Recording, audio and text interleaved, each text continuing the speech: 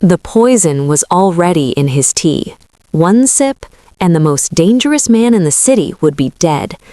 Instead, he looked at me, lifted the cup, and said, "If you really want to kill me, you might as well do it as my wife." Silence. I said, "What do you mean?" He said, "I love you. Marry me." Silence.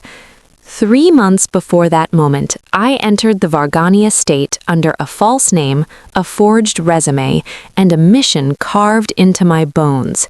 I was recruited young, shaped by the Bloodstone Syndicate into a woman who could slip through locked doors, pry into private lives, and take down powerful men without ever lifting a weapon. They taught me how to disappear into roles, how to blend, how to poison without shaking. My assignment was simple: gain proximity to Cassian Varghani, gather intel, eliminate him. The man I was sent to destroy was supposed to be a monster, but what I found was something far more dangerous.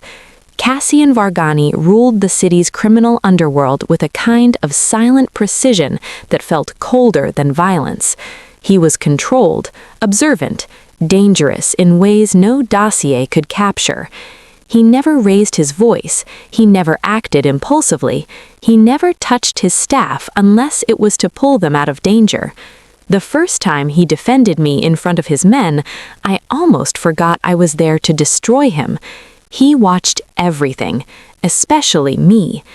Each night, I sent encrypted intel to my handler. Each night, I thought I was winning, but Cassian was already intercepting my messages, feeding false information back to the syndicate, and I had no idea. I believed I was dismantling his empire. In reality, he was studying me, waiting not for my mistake, but for my truth. Before we continue, we welcome you to Afro-Korean Love Thrillers, the home of dark romance, forbidden passion, power, betrayal, and captivating revenge stories. Please do me a favor. Tap that comment section and tell us quickly where you are watching from. Stay tuned. Don't forget to subscribe to this channel so you don't miss any new thriller that drops here. Sit back and relax because this story is just getting started. Now let's get back to our story. Cassian Varghani noticed me the same way a predator notices a shift in the wind, quietly, without looking, but with absolute awareness. From the moment I stepped into the mansion as a servant, head bowed, apron crisp, pretending my hands had only ever held brooms and linens, he tracked me with a kind of precise stillness that made my skin prickle. I moved through the estate exactly as I'd been trained, invisible, obedient, forgettable. I cleaned the mirrored banisters, memorizing guard rotations. I refreshed the liquor cabinet, noting which bottles masked poisons well. I refolded his suit jackets, tracing the seams to find hidden weapons. Every night, I sent coded messages to my handler from the laundry room's broken payphone. Targets, layouts, weak points. I believed I was undetected, but Cassian Varghani was not the kind of man you slipped past without consequence. He never yelled, never cursed, never commanded attention. He simply was attention. The staff feared disappointing him more than being punished. He noticed everything, every change in tone, every bruise on the housekeeper's wrist, every hesitation when someone spoke. Once, in the dining hall, a guard shoved me aside to reach for a bottle. Cassian didn't even look up from his newspaper. He just said, in a voice so calm it made the air thin, "Try that again and lose your hand." The guard paled, stumbled back, apologized. The man I was sent to destroy never once raised his voice at me, and that was the first crack in my resolve. Not because he was kind, because he was impossible to read. Everything about him was controlled, his posture, his breathing, even the flick of his eyes toward anyone entering a room. He could have been carved from midnight and discipline. At night, as I slipped intel through encrypted channels, I replayed every moment I'd observed him. The way he corrected a guard with a single look, the way he spoke only when necessary, the way his silence filled the room more powerfully than most men's rage. But beneath all that cold precision, I sensed something else, an intelligence that felt suffocatingly sharp. He saw lies the way other people saw color. One evening, I entered his office to deliver tea. He didn't look up, didn't move, but he said, almost absently, "Your hands don't tremble when you're nervous, they tremble when you're calculating." My heart stilled. He lifted his eyes then, meeting mine with a quiet, devastating certainty. Not suspicion, recognition. I set the tea down and forced myself to turn away. Only when I was nearly out the door did he speak again. Soft, controlled, certain. "You're not who you say you are." The breath froze in my lungs, but when I spun back toward him, his attention had returned to his papers, as if he hadn't spoken at all, as if he already knew everything and was simply waiting to see what I'd do next. Cassian's mansion ran on routine, precise, rigid, almost military. Breakfast at 7 sharp, security briefings at 9, meetings behind soundproof glass, evening whiskey at 8, always a single cube of ice melting in slow increments. It should have made my mission easier. Predictability is the assassin's quiet blessing, but Cassian Vargani was never predictable where it mattered. He noticed when I favored one hand because of a burn I'd hidden. He noticed when I cut my finger slicing lemons for the bar. He noticed a tremor in my breath before I even understood the emotion behind it. These weren't the gestures of a kind man. They were the instincts of someone who cataloged everything, especially me. Sometimes he gave me subtle authority, a nod that made guards step aside, a quiet instruction to accompany him into restricted rooms, a seating arrangement that placed me within earshot of confidential discussions. It wasn't trust. It was observation, control disguised as courtesy, and it was working. I began to hesitate before sending intel. I delayed reporting. I softened details. What I didn't know was that Cassian had already infiltrated my channels, long before hesitation crept in. He intercepted every message, replaced every detail with misinformation. He let me believe I was slithering through the cracks while he was tightening the walls around me. I didn't know yet that he'd tracked my handler, that he'd eliminated one already, quietly, cleanly, without ever confronting me, because he wasn't trying to stop me, he was studying me. One evening, when a rival family broke the truce and ambushed one of his warehouses, I watched him command the crisis with chilling efficiency. No shouting, no panic, just orders delivered like precise cuts of a blade. He looked almost serene in chaos, untouchable. Her poison, his power. My weakness was emotion, his strength was the absence of it. Or so I believed. Later that night, I found myself in the corridor outside his office, listening to murmured voices inside. His men argued about security breaches, about a mole, about how someone was feeding intel to the enemy. I stood frozen, knowing the truth was aimed at me. Then Cassian's voice, low, steady, cut through the tension. "She stays." The arguing stopped. "Boss, she might be the leak." "She stays." Why? His answer wasn't loud enough for them, but it was loud enough for me, because I haven't finished understanding her. My heartbeat stuttered. Understanding. Not punishing, not eliminating. Understanding. He was dissecting me like a puzzle he had no intention of discarding. When he emerged minutes later, his eyes flicked to me with chilling precision. He knew I'd heard. He let me hear. And for the first time since entering his world, I realized the truth. I wasn't the one infiltrating him. He had already infiltrated me. Cassian had a way of filling a room without moving. Some men dominated space with noise. He did it with presence, quiet, immovable, deliberate. The longer I worked in the Vargani mansion, the more I realized how thoroughly he shaped everything around him. The routines, the hierarchy, the rules, the unspoken lines no one dared cross. Even the marble floors seemed to echo his discipline. And somehow, without announcing it, he had threaded me into that order. The guards stepped aside when I walked through restricted wings. His lieutenants lowered their voices when I entered the room. The housekeeper, who feared no man, asked me to approve schedules before she submitted them. None of them understood why. I didn't either, but Cassian did.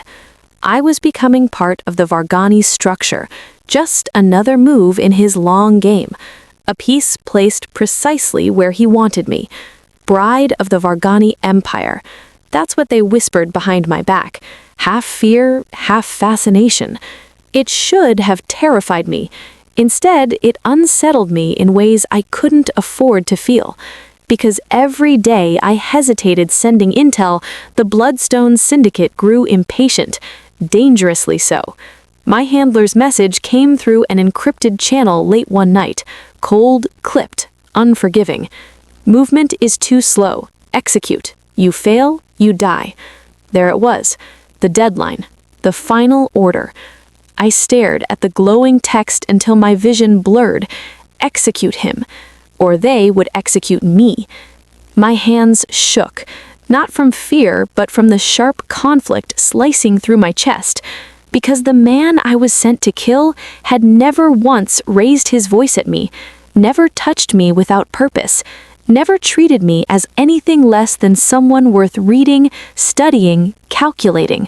Cassian noticed injuries I tried to hide, gave me authority I hadn't earned, fed me opportunities to see who he was when the world wasn't watching. And the more I saw, the harder it became to believe the Syndicate's stories about the monster he supposedly was. But monsters didn't speak softly. Monsters didn't protect staff. Monsters didn't give quiet power to women who came from nothing. He wasn't a monster. He was something far more frightening. A man I was beginning to understand. A man who had already understood me. The next morning, I stood behind him in the study, pouring tea into a porcelain cup. My fingers brushed the vial of poison hidden in my sleeve. I felt his eyes on me before I looked up, watching, waiting, knowing. And that was when it hit me like a knife between the ribs. He had been preparing for my betrayal long before I'd even accepted the mission. I wasn't just infiltrating the Varghani Empire. I was being pulled into its heart, and if I wasn't careful, I wouldn't escape it alive. I slept poorly the night before it happened, not because of guilt. Assassins aren't trained to feel guilt. It was something else. A tension that crawled under my skin, pacing, warning, whispering that the world was shifting beneath my feet. By morning, the decision had already crystallized inside me. I would kill Cassian Varghani, because if I didn't, the Syndicate would kill me first. The assassin and the Dawn, one bound by duty, the other by knowledge neither of us had spoken aloud. I entered his study just after sunrise. He sat behind his desk, immaculate in a dark suit, reading the financial reports he reviewed every morning. The quiet tick of the grandfather clock filled the room. The air smelled faintly of cedar and ink. Routine, order, predictable. Yet nothing about him was predictable. I approached with the tea tray, my breath controlled, my heartbeat a soft, steady drum. I'd hidden the poison in my sleeve, an odorless liquid strong enough to stop a man's heart within minutes. Cassian didn't look up when I set the tray down, but his voice came low, almost conversational. "You're early." "I thought you preferred not to wait," I replied. "That's true, but something tells me you're not here to save me time today." My pulse stuttered. He hadn't looked at me. He didn't need to. I poured the tea, careful, measured. My hands shook, barely, a tremor almost invisible. Almost. His eyes lifted then, just a fraction, catching the movement. He didn't comment. He didn't smirk. He simply observed, the way he always did. The assassin and the Dawn. two players at opposite ends of the same table, but only one of us understood the real game. I placed the cup before him. My sleeve brushed the rim, just enough to release the poison. He leaned back in his chair, assessing me, not the tea. "What do they call you?" he asked suddenly. It was a simple question, too simple. I forced a swallow. "Grace," he said, calmly, as if discussing the weather. My breath froze. He lifted the cup. Steam curled between us like a question neither of us wanted to answer. "What's your real name?" he asked quietly. I didn't speak. Couldn't. A faint smile, not warm, not mocking, touched his lips. "Not ready to tell me yet?" he murmured. "That's fine." His eyes held mine as he raised the cup. Not accusing, not afraid, just knowing. And for the first time since entering this house, I understood how deeply outmatched I was. Cassian Vargani wasn't the man I'd been sent to kill. He was the man who had seen through me from the very beginning. He drank the tea, a quiet, steady sip. And I realized the truth too late. I had never been hunting him. He had always been waiting for me. His lips touched the rim of the cup with a calm so absolute it hollowed out my breath. Cassian Vargani, Dawn of the city's most ruthless family, drank poison as if it were morning sunlight. He didn't cough, didn't choke, didn't flinch. He set the cup down with deliberate care, as if tasting something he had been expecting for a long time. Then he spoke softly, almost disappointed. "You should have chosen something faster." My blood turned to ice. Silence flooded the room, thick enough to drown in. I couldn't move, couldn't breathe. He watched every tremor of my body, reads it like a confession. Then he reached for the tea tray again, poured himself a second cup from the untouched pot, and reclined back in his chair as if this were the beginning of a conversation, not the end of a life. "You switched the cups," I whispered. It wasn't a question. "I did," he said simply, lifting the fresh tea to his lips. "And you knew I did." My knees weakened. "How long?" He exhaled slowly, eyes steady, voice cool as marble. "Since the day you arrived." A breath I'd been holding for months finally escaped me, shaken, sharp, full of something dangerously close to despair. Cassian folded his hands together on the desk. There was no triumph in his gaze, no cruelty, just certainty, and an unsettling patience. "I intercepted your messages." The floor seemed to tilt beneath me. "I replaced your information with what I wanted them to see." He stood then, slowly, like a man revealing a truth he'd been saving for a day. "I knew your real name before you spoke a word." My mouth felt numb. "Thomas?" "Dead," he said. "He followed you here. I dealt with him." My vision blurred around the edges. A handler, a man I trained with, a brother in arms. Gone. Erased as if he were nothing. "Why didn't you kill me?" I choked out. His answer landed like a blade pressed tenderly to skin. "I let you stay because I wanted to see who you were beneath the lie." Poisoned loyalties. Loyalties that had been mine for years. Loyalties rewritten in the course of seconds. Broken. Exposed. Useless. I stumbled back a step, searching for air. "You used me." He shook his head once. "I studied you." "And what did you learn?" I demanded, voice cracking under the weight of 1,000 shifting allegiances.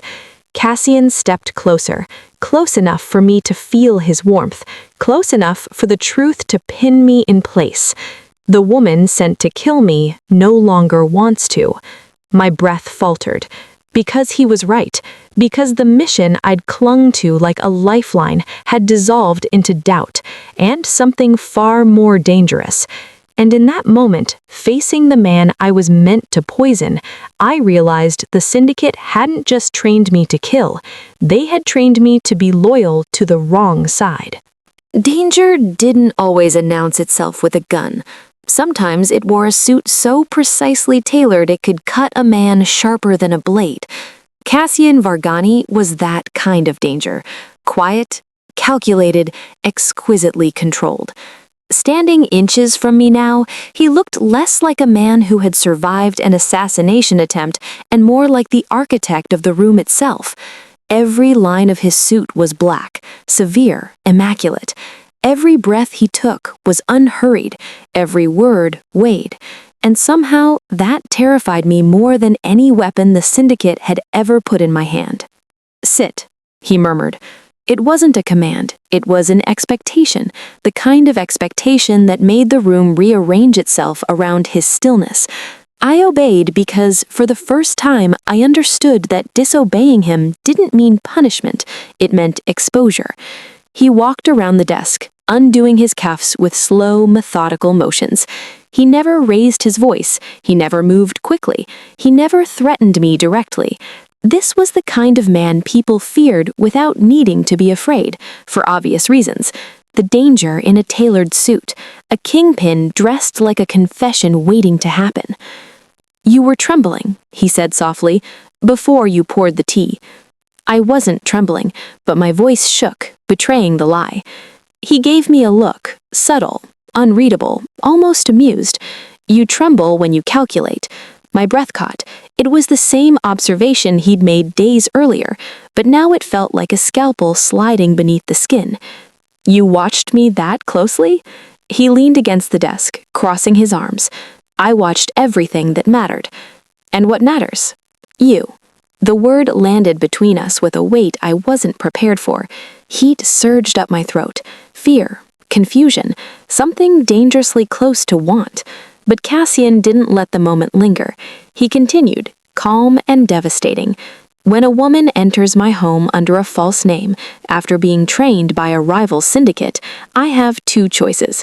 His gaze pinned me, sharp as a blade, steady as iron. I eliminate her. A long pause. Or I study why she hesitated. "I didn't." "You did." His voice softened, but it didn't lose its edge. "You hesitated the moment you saw I wasn't the monster they described." I swallowed hard. He was right. He had always been right. I looked away, trying to gather what remained of my dignity, but Cassian stepped closer, slow enough that I could stop him if I wanted to. I didn't. "You feared the wrong man," he said quietly. "The syndicate owns fear. I don't need to." The truth hit me with brutal clarity. He didn't intimidate. He didn't threaten. He didn't break trust. He made people break themselves trying to understand him. That was his power. That was the danger in a tailored suit. Not the violence, not the authority, not even the intelligence. It was the way he could see straight through a person and still wait for them to admit it themselves. Cassian shouldn't have been standing. He shouldn't have been breathing. He shouldn't have been looking at me with that steady, unbroken calm after drinking a poison designed to stop a man's heart in under 4 minutes. But he was. I stared at him, disbelief twisting through my ribs like wire. The Don should be on the floor, clutching his throat, dying. Instead, he buttoned his cuffs with measured ease, as if nothing in the world could touch him. Not poison, not betrayal, not me. "The dose was precise," I whispered, throat tightening. "It should have killed you." Cassian raised an eyebrow, almost indulgent. "I don't drink anything I didn't prepare first." What did you?" "I switched the cups before you walked in." He poured himself more tea, calmly, absurdly, as if we were discussing the weather. "Your plan was flawless, except for the part where you underestimated me." My knees nearly buckled. The room tilted. He knew. He had always known, and I, the woman trained to unravel kings, had walked straight into the hands of a man who refused to die. He circled behind me. I didn't hear his footsteps, just felt the shift in the air as he passed. Poison is a coward's weapon. But then again, they trained you to survive, not to win. I flinched. He didn't apologize. Cassian Vargani didn't need to raise his voice to make a point bleed. He stepped in front of me again, leaning on the edge of his desk, watching me with eyes that had memorized every fracture in my facade. What did they tell you about me? That you were a monster. And did you find one? I tried to think of the violence he commanded, the empire he ruled, the cold power he wielded with absolute precision. But all that rose to my lips was the truth I didn't want to give. No. His gaze softened, not weak, not forgiving, just honest. And that was somehow more dangerous. He moved closer, close enough that I felt the warmth of him, the quiet gravity he carried like a second skin. You tried to kill me, he said gently, but you hesitated. I didn't. You did, he repeated, voice low. Your pulse stuttered. You were grieving the kill before you made it. Damn him. Damn how much he saw. Why didn't you stop me? I whispered. Why didn't you end this before it began? He leaned in until our breaths brushed. Because I wanted to see who you were without their leash around your throat. Everything inside me cracked, not from fear, from recognition. The Don who wouldn't die wasn't proving a point. He was telling me the truth with all the quiet brutality he possessed. You didn't fail, he said softly. You changed. And that was the one outcome neither the syndicate nor I had ever planned for. The study felt different now. Charged, alive, humming like the moment before a citywide blackout. Cassian no longer looked like the man I was sent to kill. He looked like the man who had been quietly rewriting my fate from the moment I stepped inside his gates. He exhaled once, slow and controlled, then moved behind his desk. But he didn't sit. He stood there, hands braced on polished wood, watching me as if gauging the exact second my loyalties severed from the syndicate and anchored themselves to something far more dangerous. Come here, he said softly. It wasn't a command. It was an invitation to truth, to war, to whatever future existed after this moment. I stepped forward, my pulse loud enough to drown out the ticking clock on the wall. Cassian opened a drawer and laid a file on the desk. Not a slim one, not a single-page warning. A thick dossier, stained, creased, heavy with secrets. Sit. This time I did as asked. He opened the file. The first page nearly stopped my breath. Syndicate names, ranks, territories, smuggling routes, blackmail networks, kill orders, signed by the same people who trained me. Telos, my handler, my instructors, my past. I've been preparing for this war longer than you've been alive, Cassian said quietly, but I didn't have someone on the inside. I swallowed. You do now.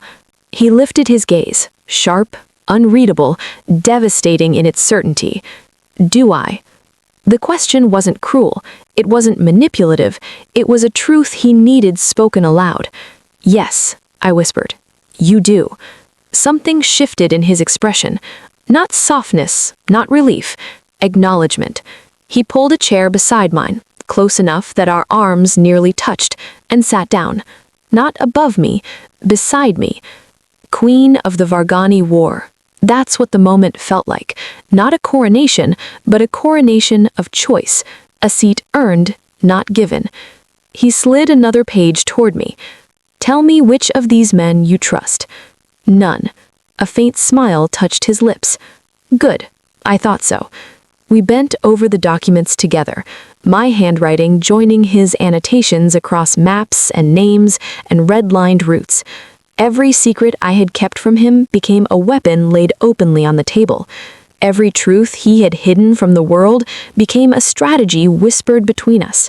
For the first time, we worked as equals, two minds shaped by war, mirroring one another's sharpest edges. I pointed to a name. He'll be first. If he feels a shift in power, he'll act before the syndicate gives the order. Cassian nodded. Then we eliminate him before he eliminates you. The you hung in the air longer than it should have. Personal, heavy, intentional.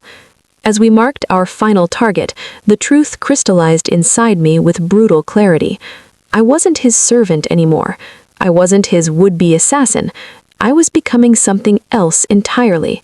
The woman who would fight at his side, not against him. The queen of the Vargani War. Love wasn't supposed to feel like this. Sharp, strategic, heavy as the barrel of a gun pressed to the heart. I had been trained to treat emotion as liability, tenderness as weakness, and attachment as a death sentence.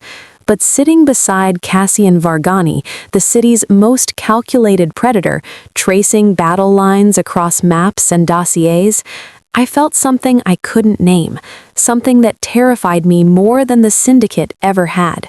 His presence was steady at my side, not dominating, not consuming, just there. Like a quiet gravity that pulled me closer without touching me at all. Love is a loaded weapon, and I realized, with a slow, devastating certainty, that I had already handed him the trigger. Hours passed in silence and strategy. He flipped through files with practiced precision, while I dissected enemy patterns from memory.